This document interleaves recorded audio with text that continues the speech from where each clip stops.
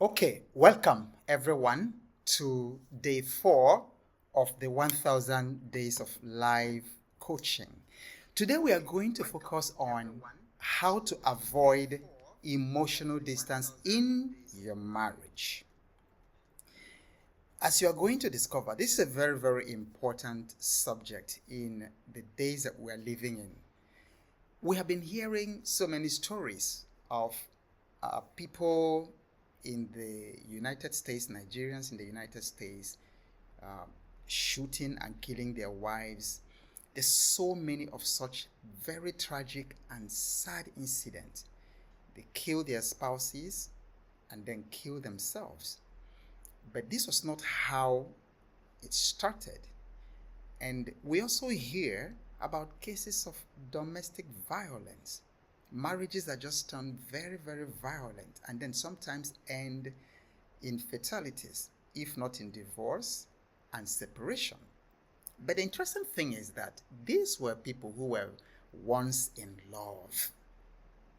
They were once in love. They couldn't do without being in one another's company.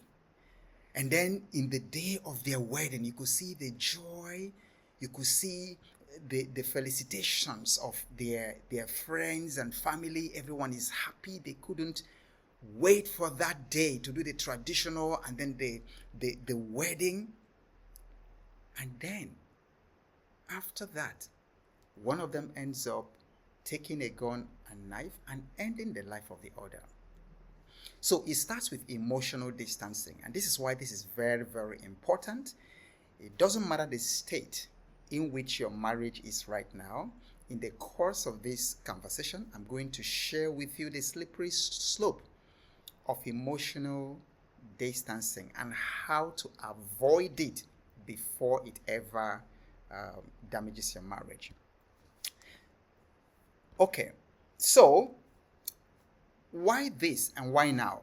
So my name is Obo Awoke Obo. Just a few days ago, I asked myself, if I had just 1000 days to live, what was I going to share? What are the most valuable lessons I was going to share with the world? Of course, having been blessed with a very, very remarkable career with Shell and Chevron, having a global experience working in different continents and with people from different cultures, and then having the privilege to teach in prestigious places at Stanford University, the Stanford seed of the Stanford University, the Lagos Business School, the China Europe International Business School. I have a lot to share. And also running my own business after quitting Shell, fraught with so much challenges and failures and disappointments, and then valuable lessons that came out of that. I really have a lot to share in the next 1000 days. And again, I'm most proud of the blessing of family. So while we'll be talking about family every Sunday in the next 1000 days, we'll be focusing on family because that's what I'm most proud of. Even if you make all the money in the world and then you succeed, become a billionaire, you have so much money, but if you lose your family, if you lose your spouse and your children, you've lost everything. And so in the next 996 days left of this live coaching, you are going to develop skills and strategies to help you become financially free. Because I really understand we live in a money universe. We live in a financial universe. And then we cannot avoid the subject of the financial freedom that gives us the freedom to spend our time with our loved ones, to pursue purpose and all that. So you're going to be learning skills and hearing quite a lot. Number 2, expect to scale your business in the next 1000 days. I am actually expecting to have businesses, people who follow this challenge through. I'm expecting to hear testimonials of businesses that started as a side hustle, they became a small business, and then eventually became an international business, global business. That is my aim, to bring your business from side hustle to global in the next 1000 days. And of course, we're going to be focusing on family. I want to make sure that you have very, very happy relationship. All the problems that we have in our society today stem from dysfunctional family backgrounds. And then many people sadly don't recover from dysfunctional parenting and dysfunctional family background for the rest of their lives. So that is the third thing we're going to be focusing on. So at the end of this session, you are going to go away from this session with 4 specific things: measurable, tangible insights, and practical actions. So the first one is that you will be able to recognize the early signs of emotional distancing before they even begin. And isn't this valuable? That's extremely valuable. So you know when it's triggered and do something about it before it actually progresses to the point where both of you are arguing and you want to tear each other apart. You're also going to recover and reconnect emotionally with your partner, okay, to start spending quality time together once more. And I'm also going to help you to master effective communication and active listening within this time that we are there. What are coaches for? That's what I'm there for as a coach. And I'll also share with you how to handle conflicts in marriage in constructive ways. And then once in a while, I'll mention my own experience, because this is the 29th year of marriage. So everything I'm going to be sharing with you is very, very practical, because at some stage or the other in our marriages, every marriage goes through emotional distancing. And then unfortunately, many of the marriages don't survive emotional distancing. How do we know? Divorce rate in many countries in the world today is more than 50%. And then there's a lot of separation. There's increase in single parenting, single mothers from divorce and from all kinds of marital challenges. So many people, and it all usually starts with emotional distancing, just a little crack, and it continues to widen until it is taken care of. Okay, so we have a 4-point agenda this evening. The first is, what is emotional distancing? To actually understand it and understand its nature and the science. And then, of course, naturally, the important thing which I believe you want to learn is, how do you prevent emotional distancing in your marriage? And of course, if it is happening, how do you also put a stop to it? Then we look at, thirdly, effective communication in marriage. And then after that, we look at, how do we resolve marital conflicts? Because marital conflicts are a fact of the matter. Because when both of you came together in marriage, you came from different backgrounds, different parental backgrounds, different cultures, different academic backgrounds, different worldviews. And so when you come together in a marriage relationship, sparks are bound to fly. So it's not that there won't be conflicts. The wisdom comes in knowing how to handle conflicts in healthy ways so that the marriage will be edified. Okay, so let's start with emotional distancing. What is emotional distancing? Okay, now, emotional distance happens when married couples feel disconnected from each other emotionally. So as you will see, they could still be in the same house, they could still be in the same place, but they are disconnected emotionally. It's characterized typically by lack of intimacy. Lack of intimacy. I've met many men who say they haven't had physical intimacy, some for 6 months, some for 1 year, and I actually met an individual who said for 2-3 years there had been no physical intimacy. And without physical intimacy, there is definitely emotional distance, a very, very wide one. There's also lack of communication, and then having shared experiences as a couple. Now, emotional distancing also involves the feelings of isolation and loneliness within the relationship. Now, let's look at symptoms and signs of emotional disconnect.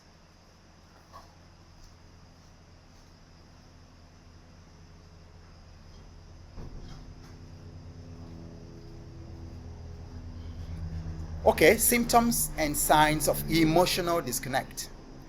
The first one is that there's decreased communication and sharing of thoughts and feelings. So even when the talk is just good morning, good afternoon, for some couples, they just wake up and then all the communication in the day is good morning. When they come back in the from work, good evening, good night. So that is one sign that you're already having emotional disconnect. All those one-liners you throw to your spouse, but it's not coming from a very deep place. The second symptom of emotional distance, I already mentioned lack of affection or lack of intimacy. That's a major symptom. All right, when there is no affection, when there is no show of kindness, maybe your wife is, you live upstairs in an upstairs apartment, there's no lift, and your wife comes home and she's taking some heavy stuff from her car to the apartment. You see her from the window struggling to bring in this thing, but you are disconnected emotionally. So there's no affection. You don't go to help. Okay? Increased arguments and feelings of irritation towards each other. That is one. Irritation. Everything your husband does irritates you. Okay? There's also the feeling of loneliness. Somebody once joked that the most lonely people are married people. And what produces that situation is emotional disconnect. And there's also spending time apart. So when you got married newly, you couldn't wait to be in each other's presence. But when there is emotional distance, when there is emotional disconnect, the man doesn't want to come back home after work. So you close at 5 p.m. and then you don't leave office until 9 or 10 p.m. because you want to have as little contact as possible with her. So you come in by 11 p.m., you go to sleep. Next day, you wake up very early. That is a very, very serious sign of emotional distance where you are spending more time apart. Okay? The school tells you that there is a parent-teachers program, parent-teachers meeting coming up. She tells you, shall we go? But because you don't want to be with her, you don't go. Or there's a sports event involving your child. Just because the other person is going there, the other person says, I'm not going. That is a very big sign of emotional distance. All right. Now, the other thing I want to share with you from my experience, and then from my experience working with other couples. There was time we had a couple of couples who were meeting as married people and having studies and comparing notes, and that's actually a very rich thing to do. So how does emotional distancing begin? It actually begins very, very subtly. Very, very subtly. So you really have to, it's like just striking a little match. So you look at this big house, and then you strike a match. The match is just very tiny stick. You strike it, and then you got a choice to actually either blow it off, because when you start a match, when you strike a match, you can just blow it off with a single blow from your mouth of air, and then you blow it off. But you can leave it, and it starts growing. Then the curtain catches fire.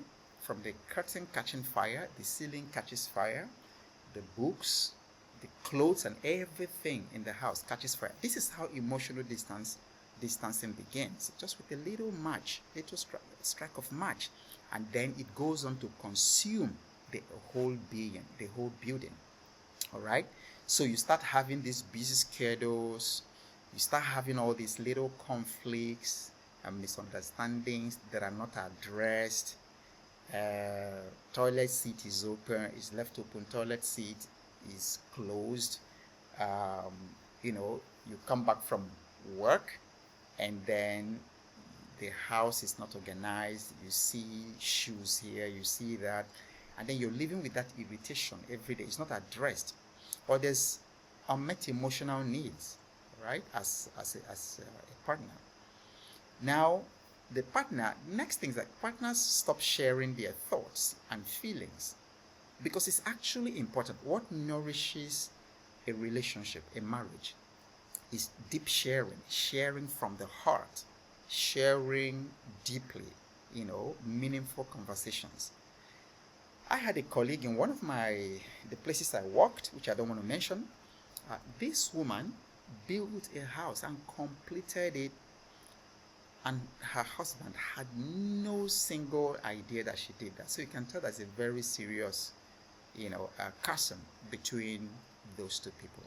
They were not sharing thoughts and feelings, because how could you build a house, finish a building project, and your spouse does not know about it? Men also do the same thing. Then it progresses to the point that the man and the wife become roommates. Has it happened to you?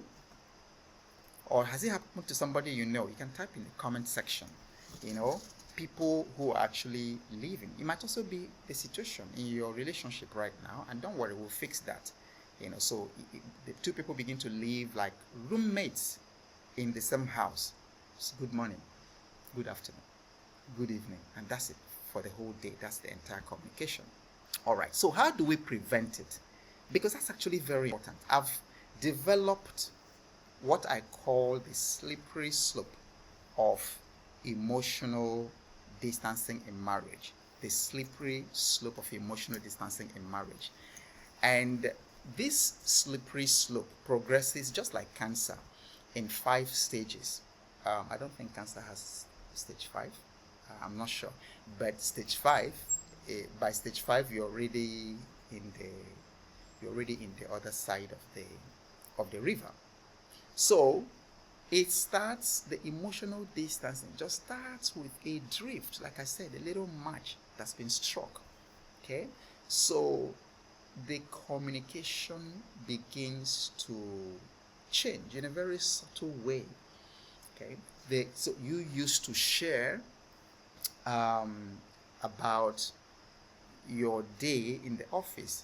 You used to share freely, what your girlfriends, the fun people are having and things like that, and then you used to share.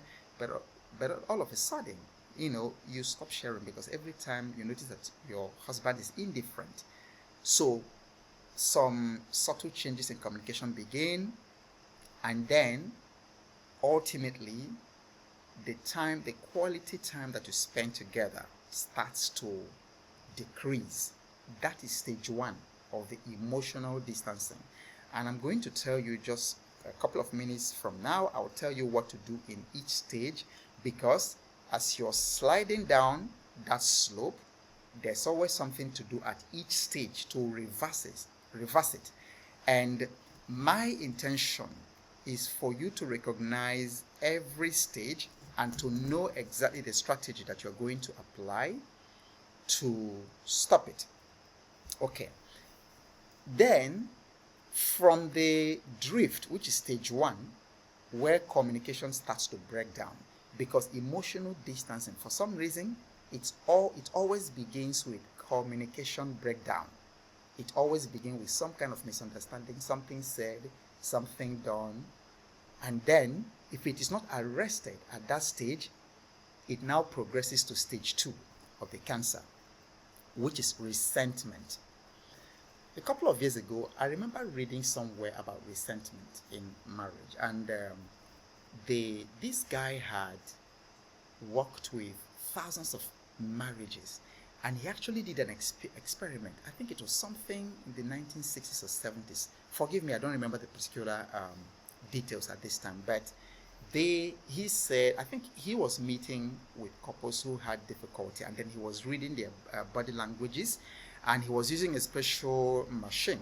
So he will video them and his interactions with them, and then between the man and the woman. Then when the couples went out, he will analyze the body languages and all that of the couples, the way they were interacting, the dynamics. And then he said that that number one predictor of separation or divorce was resentment. So when he was speaking with them and he senses resentment, he could almost predict 90 something percent of the time that this was going to end in divorce. So stage 2 is resentment. All right. So the negative feelings begin to build up. It could be about mother-in-law or brother-in-law or some family member. It could be something related to money. It could be something related, so negative feelings, just begin to build up. And then once there is resentment, of course, criticisms and blame begin to step in. This is a slippery slope. It's a trap. If you find yourself in that stage, don't progress to the next one, which is withdrawal. And then what happens in stage 3 of the emotional distance cancer is that you start having emotional detachment. The two people, the husband and wife, just start detaching emotionally and then disengaging. They start drifting more and more apart. So before they could go to their religious activity or programs together, but now they don't do that. Before they could go together to visit their child in secondary school, but right now they don't do that. So there is this detachment. And then there's also decrease in physical intimacy. That's actually where a lot of people spend months and sometimes years without physical intimacy. And I met a couple, and the man who said that for that particular year, and a very young couple, for that particular year, that they were only intimate two times in the year. So that is withdrawal, very symptomatic of withdrawal. Now, you have to arrest it at withdrawal and revert it. But if you don't do that, it now progresses to the stage 4, which is isolation. Now, in isolation, there is total emotional severance. By withdrawal, there was still, as they were detaching, there was still some little emotional connection. So something can happen, maybe some bad news, or maybe one of the spouses is bereaved, and the other spouse will still show some empathy and involvement in the funeral plans for that his in-law. But by stage 4, all that is gone. It's there's no longer attachment, total emotional severance. They don't talk to one another. Then there is a very dangerous dimension of this stage, because that is when you start finding these two individuals seeking emotional support from external sources. It is in the isolation stage, mostly within the withdrawal and isolation stage, sometimes also from the resentment.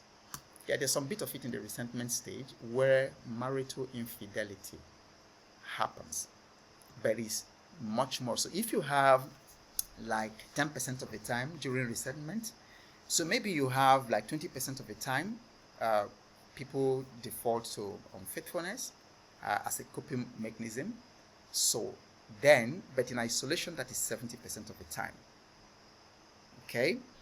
Now, if it is not arrested drastically at this stage, it now progresses to the final and unfortunate stage, because during that stage, it takes a very, very radical miracle or some serious trauma for that relationship to be recovered.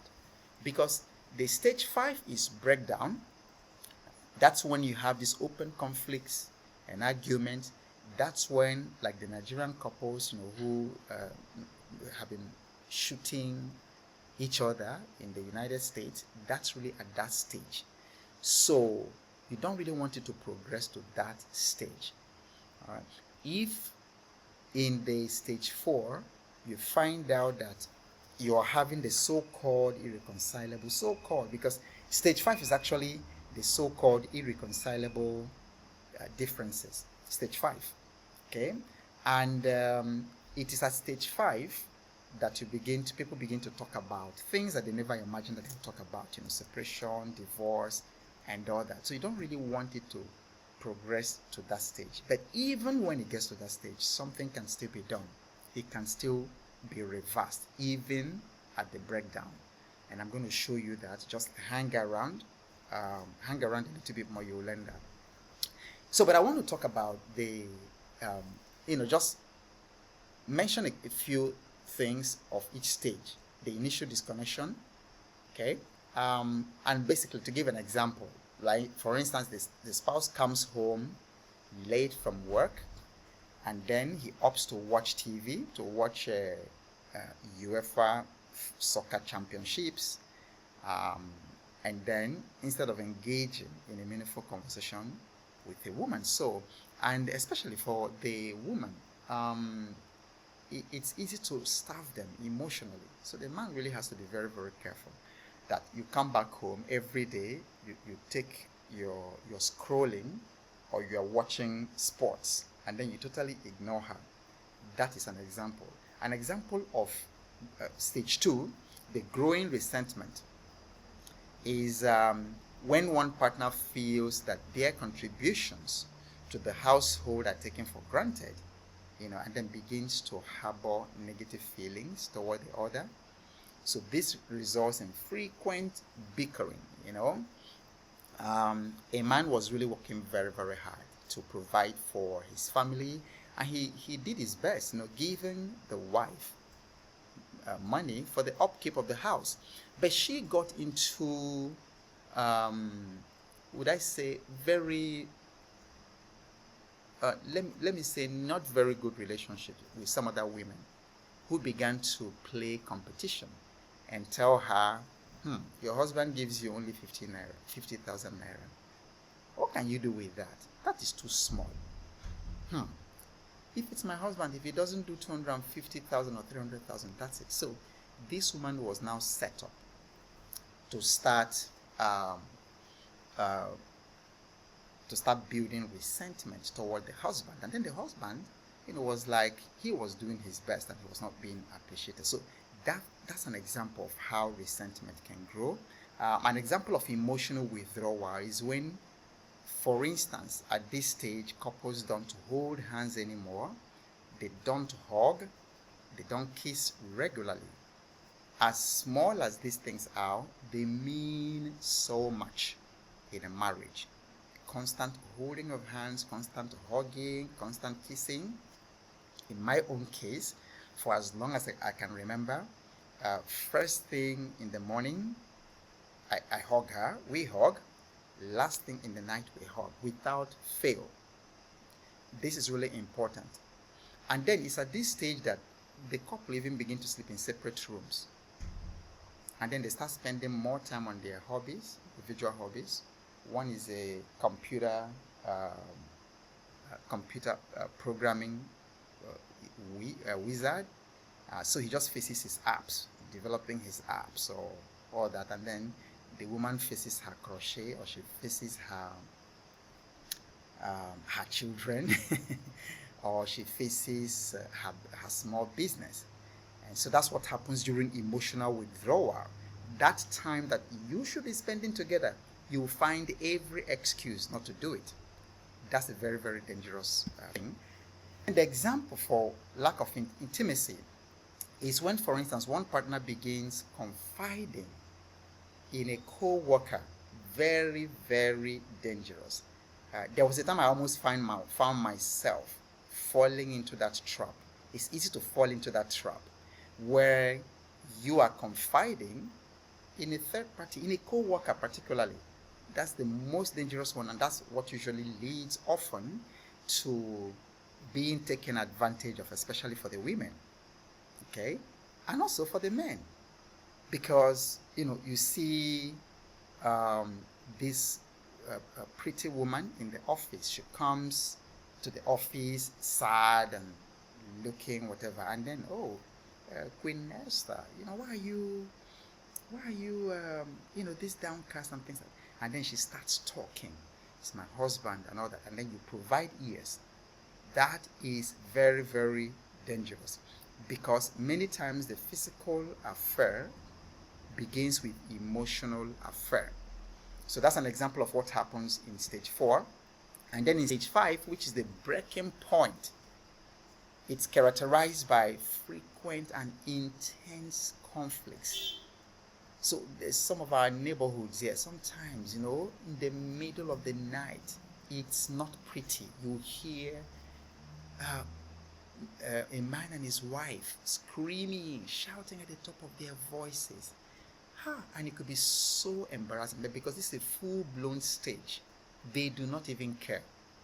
And then sometimes they drag themselves to the streets, And then the saddest thing is that this thing is happening in the presence of their children. So no one should ever let their emotional distancing get to this full-blown situation where you are fighting and blaming and screaming and coming out publicly to shout at each other, and then every day there's a fight and your children are dodging in fear. When we talk about raising confident and godly children, later we will touch on these things. And it's so important that you realize that you are not just damaging your marriage, you're also damaging the future of your children. All right, I promised that I was going to show you what to do in each stage to reverse it. But before I go to that, can you type in the comment section which stage that your relationship is right now? Okay. Stage 0 means that there is no, there's no distance, and it's fine. There's no emotional distance. But between drift, resentment, withdrawal, isolation, breakdown, can you type? So let me just pause for a minute for some of you here. Can you type where your relationship is right now?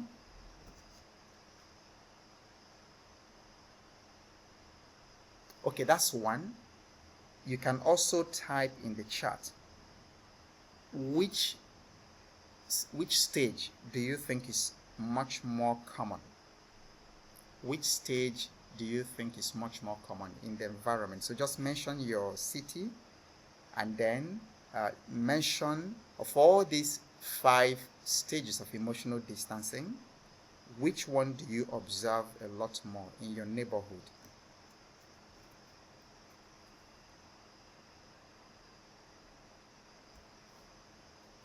Which one do you observe a lot more in your neighborhood?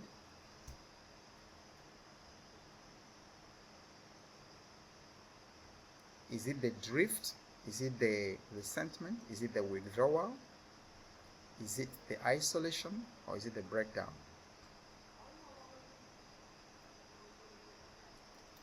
Okay, I want to make sure that you are all following. Just type something in the comments. Just let me know that you are all following. Is this very helpful?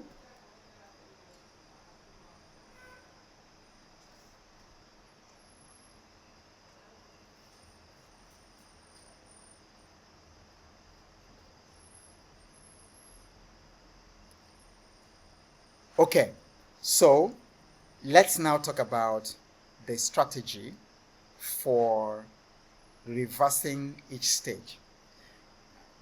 The good news is that there is no stage in the emotional distancing slippery slope that cannot be reversed. So for stage 1, during the drift, what you can do, okay, thank you. I think the comments are kind of coming a little bit, yeah, thanks. Demola says very helpful, okay. Body Thomas says, yes, very helpful. Okay, very good, good to know, thank you. So at the very first stage, stage 1, what you can do is to rediscover each other. rediscover the affection that brought you together in the first instance. Maybe you were secondary school mates, or you met in the university, or you met during youth service. Rediscover each other. All right. Schedule. That's a practical thing you can do. Schedule some regular date nights, like once in a week. You're going to take your wife out, and then you really discover yourself. See how you used to dance in the disco halls and all that at that time, and all that intoxication. Dance together, do something together. Okay, so that's going to arrest drift and not move it into stage 2. But if for some reason both of you find yourself in stage 2, at the resentment stage, please talk things over and talk them out. So this is the time to actually schedule times to have meaningful conversation, and I'm going to talk about communication, how you can do this in the very next section. Then, if you find your relationship in the withdrawal stage, then you need to do a lot of physicalization, okay? Reconnect physically. It does matter. You see, our bodies are information and energy. These bodies that we've given are mysterious, and we actually created as man and wife to let our bodies touch physically. And there are thousands of researches that show that the human touch is miraculous. There's no way someone, you touch your husband, you touch your wife all the time. It's very, very difficult to create conflict. All right, so reconnect yourselves through touch, through hug, through doing physical things together. But if you find your marriage in the isolation stage, right, this is the time to create shared experiences and revive common interests. What were those things that brought you together? You used to love to do together. Maybe you used to sing together. Maybe you used to travel the continents together. So maybe a holiday trip, a really, really very good one, can rekindle that fire and then help you to rebuild trust in one another. And then, but if it's in the breakdown session or stage, please seek professional guidance. All right? There are certified marriage counselors in different countries, in different places, or trusted people, mentors or coaches. At this time, you need to seek help, because this is the final stage before you begin to tear yourselves apart, and you don't want that to happen. So make room for external help.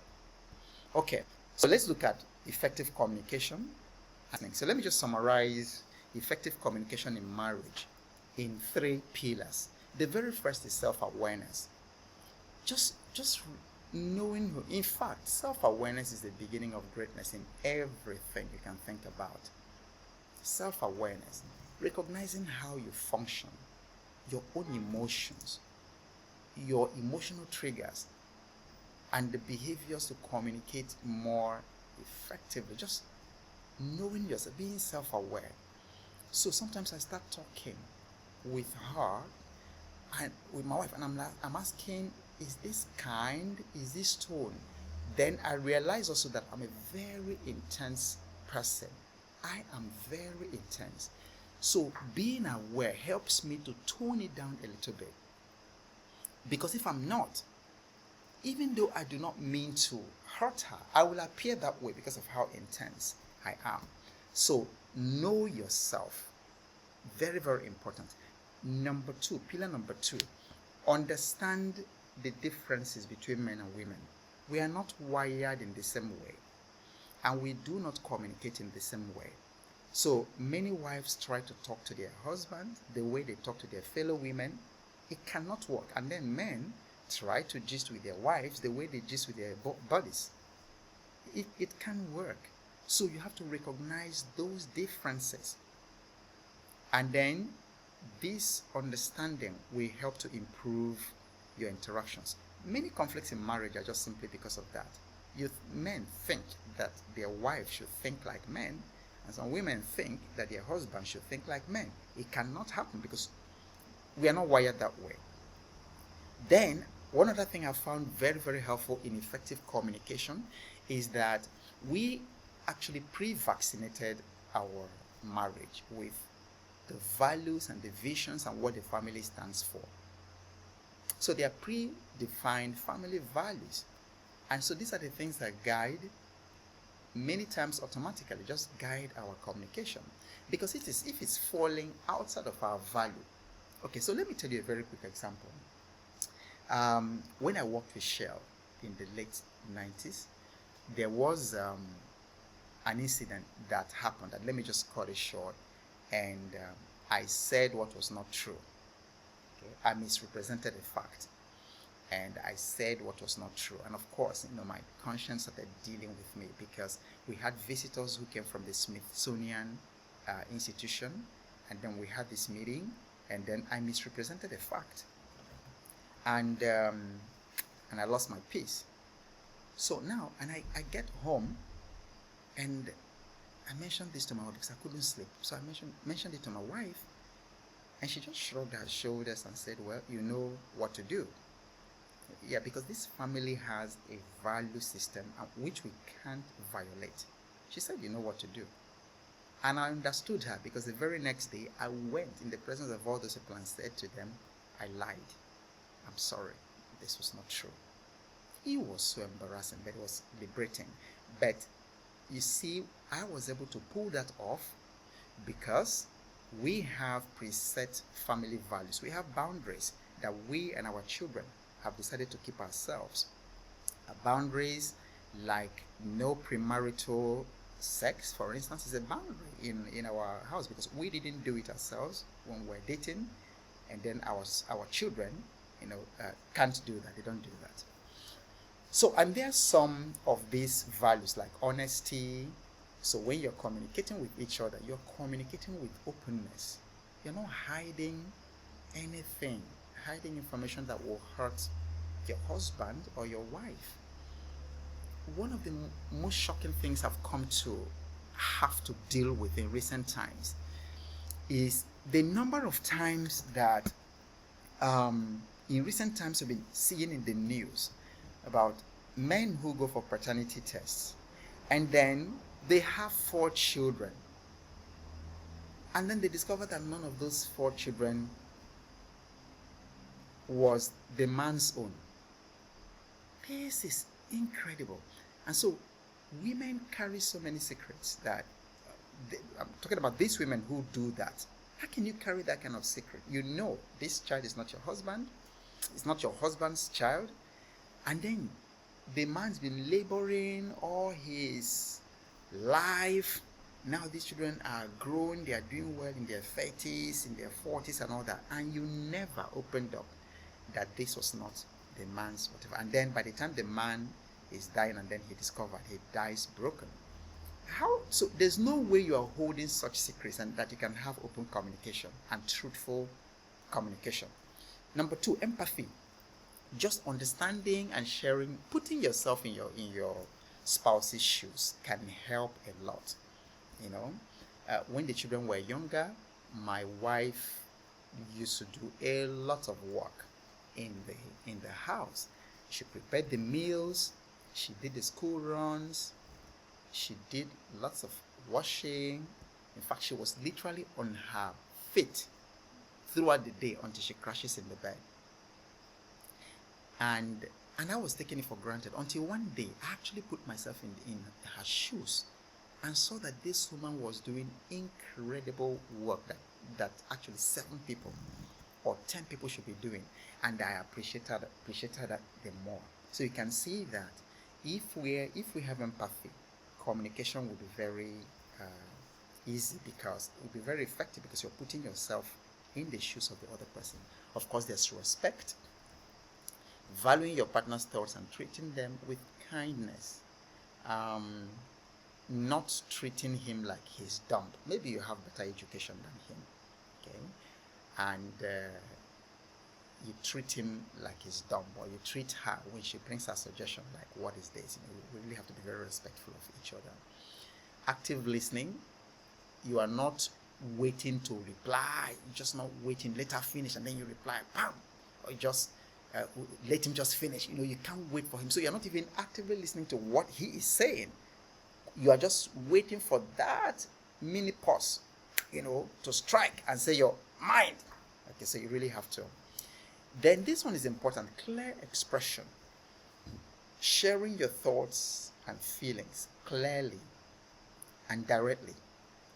Many times, our women expect us to do mind reading, and they keep going round and round and round, and it's difficult, for a man.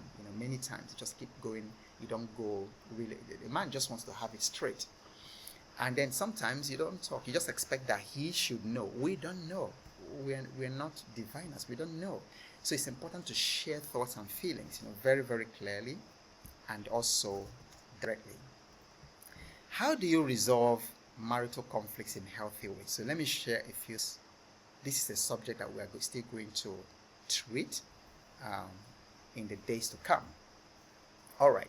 So there are 4 pillars of marital conflict resolution. The first one is keep third party out of your conflict as much as you possibly can. Sometimes maybe third party has to be involved, if the emotional distance has reached that stage.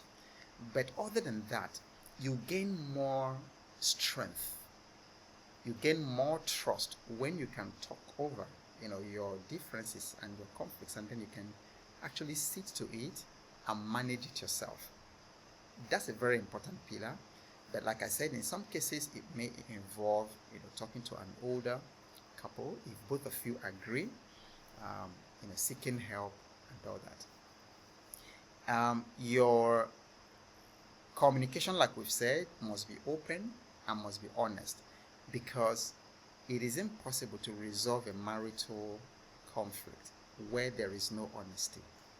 If one person is being dishonest, then there's no trust. And then sometimes, some couples, just lie, open their faces and lie. They intentionally lie to each other. Intentionally lie. And they are not honest. It will complicate the whole thing. So a pillar for resolving marital conflict is open and honest communication. Then empathy is an important one.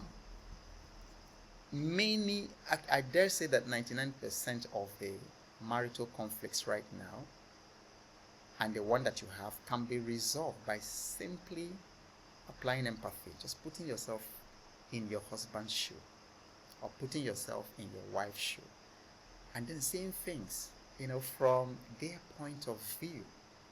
Because they say that when you change the way you look at things, the things you look at change. So if you now wear your wife's skin, the things you're looking at will change, and then that conflict can be resolved.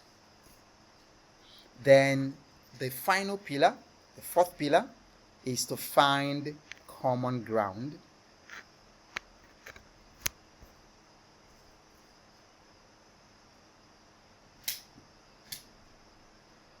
So it's to find common ground and to be willing to meet each other halfway. So this is called compromise. Because to have a healthy relationship, you cannot but compromise. You cannot always have everything. Okay? And then, finally, the process to resolve marital conflicts. Take a break, calm down, reconnect with your partner. Just do something that's relaxing. Take a walk. And for me, I've found that taking a walk together, I so love it. In the cool of the evening, just taking a walk with her. Sometimes, just that activity melts any little difference. So do that. Number 2, talk things out. Listen to your husband's point of view. Listen to your wife's point of view without interrupting. And then you can use some coaching blanks like I feel overwhelmed when blank. So to organize your conversation with one another. So I feel overwhelmed when you come back from work and you let me do all the work in the kitchen and do the dishes. I feel overwhelmed when. Okay, so you complete that and then talk and listen to each other. Then number 3, work together to find a solution to what is gone wrong. Okay, so brainstorm possible solutions to whatever it is. So it could be that you have a family member. Okay, so you brought a family member into the house without your husband's consent. He didn't like it. But you see, because this is a relation, you're keeping that relation there. So you've got to figure out how to solve that problem.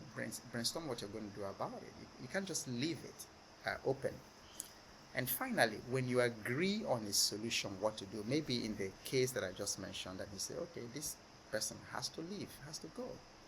Yeah, make it work. Stick to the decision that both of you took together. And then if you follow this process, there is no marital conflict that cannot be resolved. All right, so let me know in the comment section how this has been very, very useful for you. And then if you have any questions, type it in the chat. I would always go back to answer the questions. And this is where we're going to have for. And so this is to new tomorrow. I believe that tomorrow we'll be looking at building competitive advantages in your business. So I'm figure out how to share in. Okay, there we go. Okay, so we'll be looking at competitive advantages in business. So it's been wonderful spending this time with you, and